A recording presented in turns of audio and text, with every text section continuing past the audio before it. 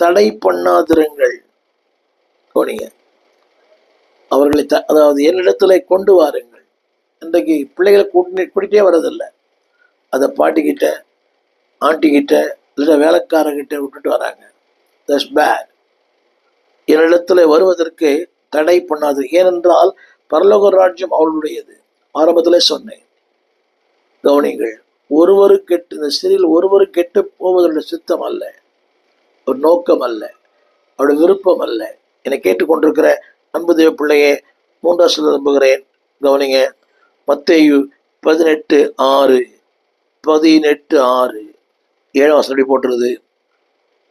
7ஆம் வசனத்துல, எந்த மனுஷனால் இடர்கள் வருகிறதோ அவனுக்கு ஐயோ. நீங்கள் இடறி போகிற ஒரு வாழ்க்கை அல்ல, இடராத ஒரு வாழ்க்கை. உங்களால் உங்கள் பிள்ளை இடரப்படக்கூடாது. எத்தனையோ பெற்றோர்கள் வாழ்க்கையை பார்த்து பிள்ளை சீரட்டு போயிட்டாங்க. தவறான உறவு, தவறான வாழ்க்கை, குடிப்பழக்கம், போதை பழக்கம். The children knows very well about the parents. தன் பிள்ளைகளை குறித்து, தன் பெற்றோரை குறித்து தெளிவு அவனுக்கு இருக்குது. திரும்ப சொல்லுகிறேன், கவனிங்கள். எந்த மனுஷனால் அந்த பிள்ளைக்கு இடல் வருகிறதோ அவனுக்கு ஐயோ. என்னை கேட்டுக்கொண்டிருக்கிற அன்பு தேவ பிள்ளையே, நீங்கள் தான் பள்ளி, நீங்கள் தான் சபை, நீங்கள் தான் அவனுக்கு உலகம். கவனிங்கள், இந்த உலகத்தில் அவன் சரியா இல்லை என்றால் இந்த உலகத்தை சரியா இருக்க முடியாது. பெற்றோர் தான் ஒரு உலகம், நீங்க தான் உலகம். இந்த உலகத்திலே அவன் கற்றுக்கொள்ள வேண்டிய காரியங்கள் ஏராளம். உங்கள் வீடு ஒரு உலகம் மாதிரி, உங்கள் வீடு ஒரு சபை மாதிரி, உங்கள் வீடு ஒரு பள்ளிக்கூட மாதிரி. இந்த உலகத்திலே அவனுக்கு என்ன தேவை அதை கற்றுக் கொடுங்கள்.